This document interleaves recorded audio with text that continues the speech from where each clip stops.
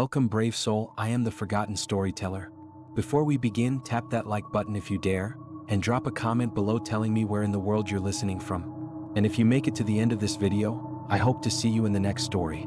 I hope you're ready, because I am. Let's begin. Have you ever felt it? That gnawing sense that something is wrong but you can't name it? The silence that isn't really silence, the stillness that feels like it's watching you. Some call it paranoia. Others call it instinct.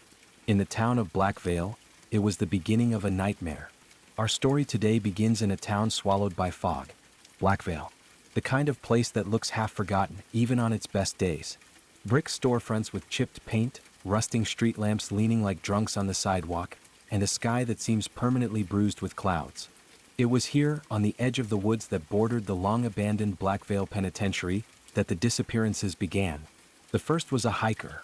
A man in his 40s who set out one misty morning with a backpack and a compass. He never came back. His gear was found later, scattered near the tree line, as though something had plucked him from the earth. Then, a month later, it was a waitress walking home from a late shift. Her shoes were discovered on the roadside, neatly placed side by side, but no sign of her. Over 2 years, 6 vanished. A teenage girl, a night shift nurse, a trucker making a delivery, each swallowed by the fog. No bodies. No blood. No clues. The only common thread. Every disappearance happened within sight of the woods that pressed against the crumbling penitentiary walls. The town grew restless. Whispers spread like mold. A predator in the mist, a curse in the soil, something old that the prison had locked away but never killed. The police searched, but the woods gave them nothing. The penitentiary loomed like a corpse, its barred windows staring out across Blackvale, silent but not forgotten. And in that silence, the town's fear grew teeth. The fear needed a name. A face. That name came one gray November morning. Daniel Voss. Daniel was the sort of man people barely remembered seeing, even if he fixed their car the day before. A mechanic, quiet, with no wife, no children, no criminal record. He lived alone in a sagging house with peeling green paint, the kind of place that looked like it was waiting for a bulldozer. The police came for him after they found a missing woman's scarf tucked into a corner of his garage, half buried under greasy rags.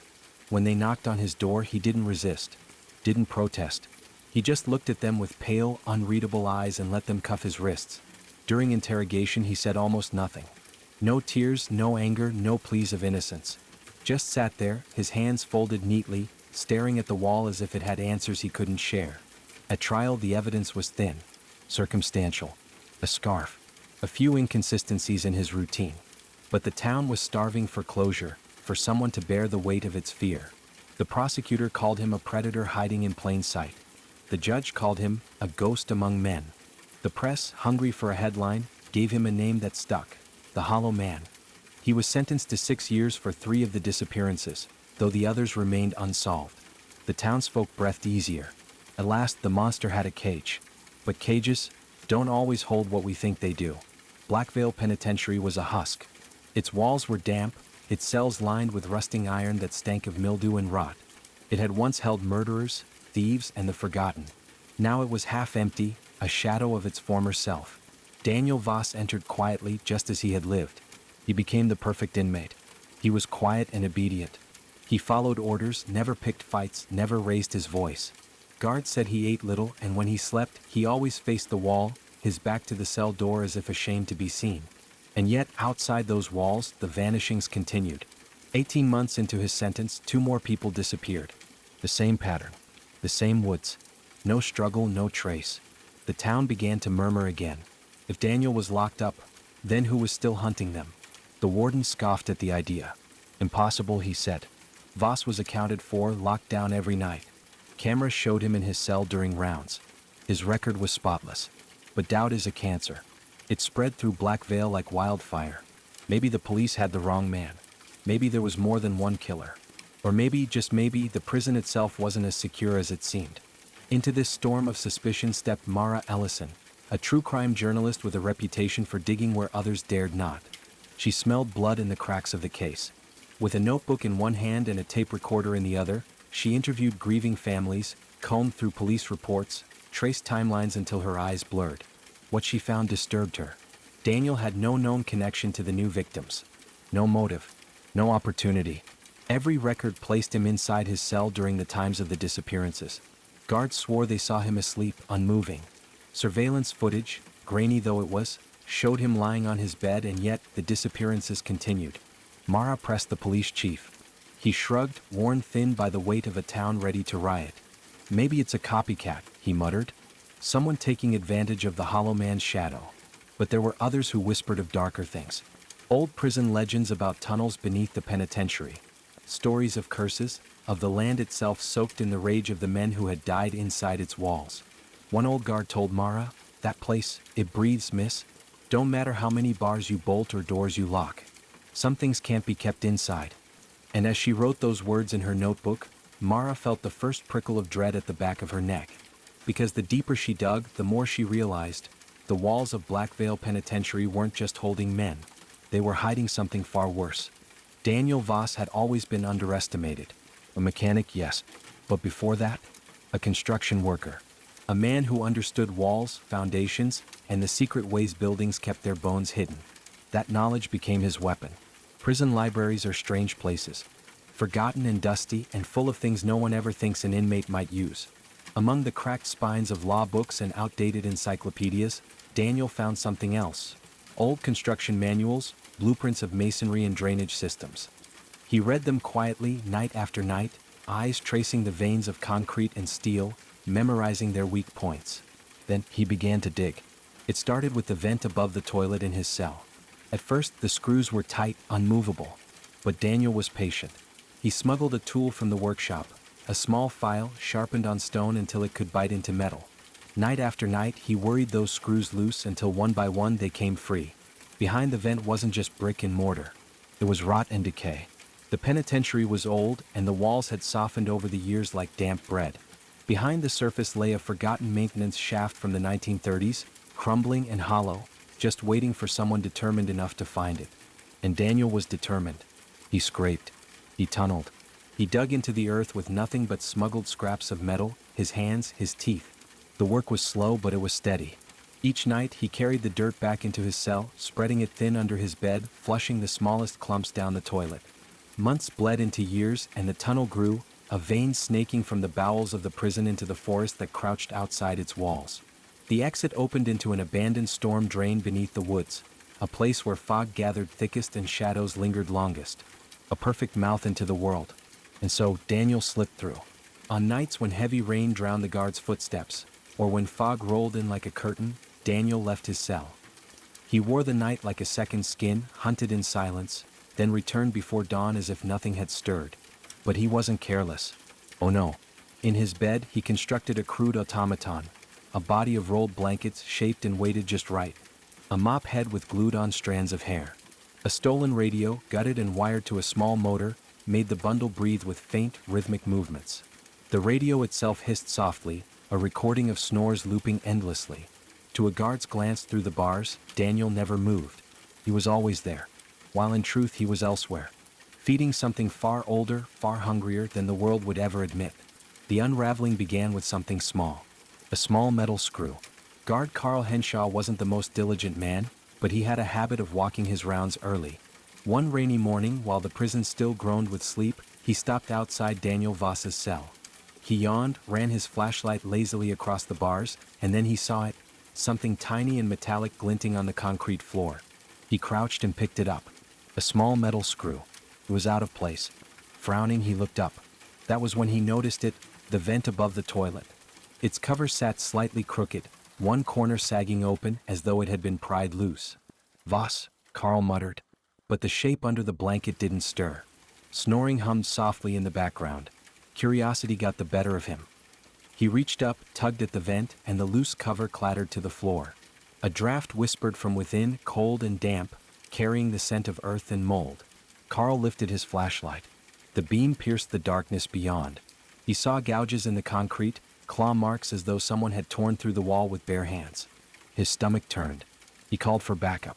Within minutes, guards flooded the cell, dragging the bundle of blankets into the open. Their stomachs dropped at the sight of the mop head and motor, the crude illusion of a man that had fooled them all. Then came the tunnel. 3 men crawled inside, their lights cutting into the stale dark. They followed the winding shaft for what felt like hours, their boots sinking into damp soil. Until they found it. A small dark chamber. hidden beneath the prison. Bloodstained rags littered the floor, stiff with age. Polaroid photographs clung to the damp walls, faces frozen in terror, the missing people of Blackvale staring back from grainy images. In the center stood a shrine, candles burned down to stubs, melted into waxy puddles. From the ceiling hung strings of teeth, threaded like rosaries on rusting wire. And worse, much worse, a pile of prison guard uniforms, torn and bloodied, stacked neatly like offerings. And pinned above them a scrap of paper, a list of names. Some were crossed out, the 6 who had vanished in the early years. Others were fresh, and among them were names still living. Guards and inmates. Even Mara Ellison, the journalist who had dared to pull at the threads. The men staggered back, their faces pale. One of them whispered, "Christ Almighty, what the hell's he been feeding?" But their horror grew deeper still when they returned to Daniel's cell. Because he was gone. The bed was empty. The automaton dismantled, as though he had slipped out moments before discovery. The hollow man was loose. Panic swept Blackvale Penitentiary. Sirens wailed, floodlights scoured the prison yard, and armed men stormed the woods. But Daniel was not running free. He was trapped. When he returned to his tunnel, intent on slipping back into his cell unnoticed, he found the vents sealed shut, blocked from the inside. The guards had closed his passage, his exit. For the first time, Daniel panicked. In the choking dark, he clawed at the soil, digging sideways deeper like a rat caught in a collapsing burrow. His nails tore, his fingers bled, his breath rasped in frantic gasps. Above ground, Mara Ellison pieced the puzzle together. From the evidence found in the chamber. From the journal hidden among the rags. She read the words aloud, her voice shaking. "They told me to keep feeding them. The ones in the walls. They're hungry. I'm just the hand." The room went silent, because Daniel Voss had never been the monster. Not entirely. He was only the messenger, the servant, and whatever lived in those walls was still hungry. The search lasted 3 days. The prison woods, soaked in rain and fog, became a hunting ground. Police with dogs combed through underbrush, their flashlights slicing through the mist like thin swords of light. Helicopters circled overhead, their spotlights sweeping across the penitentiary's skeletal walls. But Daniel Voss was nowhere to be found. Until the 4th day. Deep in a sinkhole at the edge of the woods, beneath a canopy of twisted branches, searchers found him. Half buried in mud, as though the earth itself had tried to swallow him back. His fingers were broken, bent at grotesque angles from digging. His mouth was sewn shut with strands of wire, lips pulled taut in a rictus grin that bled at the corners. And his eyes were gone, sockets caked with black soil. In his rigid hand was something small. A shoe. A child's shoe. The first victims. But what chilled them more than the body was the journal, discovered in the tunnel's hidden chamber, scrawled with frantic handwriting in Daniel's hand. Its final entry read, "I can't keep them fed. They whisper when I close my eyes. They push when I sleep. They want more. They said I'm not the first. I won't be the last. The walls remember. The hollow man is always hungry." The investigators traded uneasy looks. The guards crossed themselves. And Mara felt ice crawl down her spine. Because the words were not just confessions. They were instructions. Daniel had been a servant, not the master. The real horror wasn't what he had done, but what had used him. And just as the town of Blackvale began to breathe again, convincing itself the nightmare was over, someone else vanished. A jogger cutting through the fog near the prison fence line. Gone. Without a trace. The cycle had not ended. It had only shifted. Weeks passed. Blackvale tried to resume its rhythm, but the air never cleared. Fog clung heavier than before. Nights grew longer, darker. Windows locked earlier. Streets emptied faster. The penitentiary was scheduled for demolition. Too many scandals. Too much blood soaked into its stones. The officials promised its end would bring closure.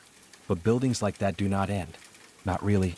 The new inmates brought in during the prison's last days whispered about it, the scratching in the walls at night, the voices that slipped between the pipes, the sense that someone or something breathed with them in their sleep.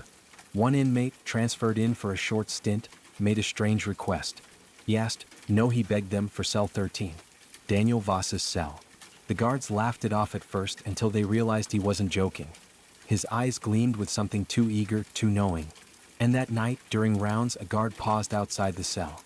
He frowned, looked down. There, on the concrete floor, lay a single screw, shining in the dim light. History was repeating itself. Mara Ellison finished her book months later. She titled it The Hollow Man, a True Horror. The pages documented the disappearances, Daniel's trial, the tunnel, the shrine, the bodies. It was her masterpiece and her curse. But it was the photograph on the last page that drew the most attention. A grainy shot of the vent inside Daniel's cell. At first glance it looked ordinary. Rusting metal, crooked screws. But look longer, and something shifted. In the black square of the vent there was a blur. A suggestion of movement. A shadow shaped like a face, peering out with hungry patience. Mara stared at it long after the presses ran, long after the public devoured her words. She stared at it in the dead of night, wondering if she had captured something not meant for human eyes. She ended her book with a single line, a warning to anyone who thought Blackvale's story was finished.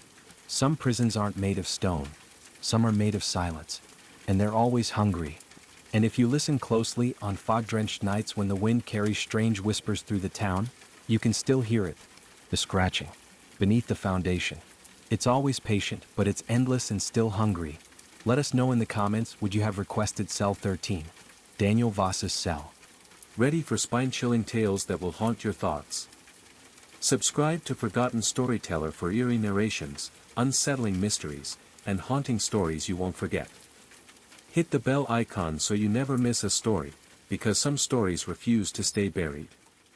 Join us, if you dare.